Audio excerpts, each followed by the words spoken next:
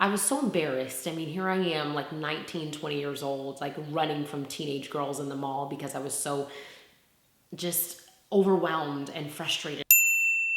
Hey y'all, it's Jamie Grace, and I was really inspired to make this video after I got a lot of emails and questions for the Jamie Grace Show that were really about the same topic, which was bullying and just people talking disrespectfully to other people and how to deal with that and also how not to become that. So most of you guys know I have Tourette syndrome. I was diagnosed almost 15 years ago along with ADHD, OCD, and anxiety. And one of the stories with that I share quite often happened when I was about 12 or 13 years old. I was hanging out with a bunch of young people my age, some were a little bit older, and there was this guy there that I thought was really cute. And I remember as I walked like closer to he and his friend, they were like having a lot of fun. They were being really loud, and I was super excited because like, oh, they're having fun. I'm gonna have fun when I walk up and join them and everything. And when I got closer, I realized that they weren't just making any kind of noise and weren't just saying anything. They were actually mocking me and mimicking me, and they were taking their hand and hitting it to their chest and slobbering at the mouth and calling me a retard. All I wanted to do in that moment was just disappear. I didn't really know how to react. I didn't really know any of my feelings or any of my emotions. Even now to this day, I'm just kind of like, yeah, that happened.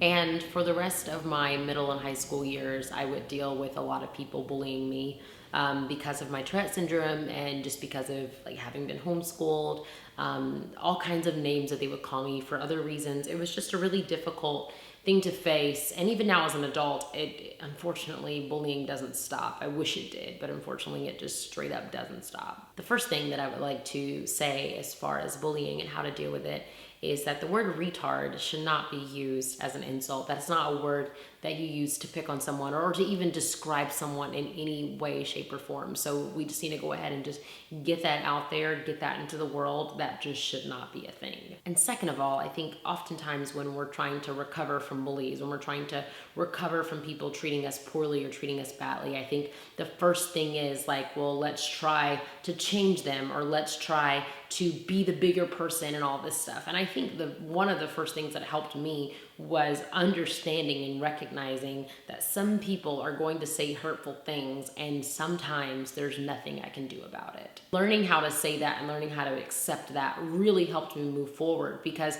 I am the kind of person, I mean, I have an entire YouTube channel like devoted to like, wanting to tell people what I think about things and encourage people. It's the story of my life to hopefully share some words or some music that encourages someone, maybe changes their mood and makes them feel better. But sometimes people are going to say hurtful things to you or about you or around you. And sometimes there's nothing we can do about it. Ultimately, if you're being, bullied or harassed, you should definitely, if it's at school, you should definitely talk to your teacher. If it's at work, take it up with your supervisor. If it's at home, you should talk to your parents. If it's at church, you should talk to a leader or a pastor. So I'm definitely not saying to hide in your bubble, but we have to kind of understand at a point that no one is perfect, and sometimes that imperfection is expressed through bullying and anger. There's also the phrase hurt people, and we don't always know why people say hurtful things. We don't always know why people bully us, but the fact of the matter is that bullying does hurt, and those words can hit our hearts and hit our heads in a way that we never really expected or imagined, and in a way that's truly not fair. So then how do we recover? Now we've accepted that maybe sometimes people are just gonna be mean and disrespectful. Like, how do we move on from that? I personally believe that I was created by the same God who created the mountains and the seas and all things beautiful and the sunset and the sunrise. I believe that I was created by that same God. And I think that, I know that when I choose to focus on the rude teenager that called me retarded, I can get easily defeated, and I don't want to get out of bed in the morning because I just want to roll my eyes and watch a Law and Order marathon and just not leave my room. But actually, I want to watch Law and Order no matter what happens, because it's SVU is great. Anyways, but when I choose to ignore that and I choose to instead focus on my Creator and what He says about me, and He says that I'm fearfully and wonderfully made, like, I just personally see a huge difference. A few years ago, I was having a really bad day with my Tourette, and basically when I have a bad day, that means that I twitch a lot. My arms go everywhere, and my neck is twitching, my eyes are twitching, and I look it's not a cute look. I was walking around the mall and I saw these girls pull their phone out and they started laughing and they started videotaping me as I was twitching, and I was trying to get away, but I was on an escalator, and you know, like the whole clear railing thing, yeah, they got their video.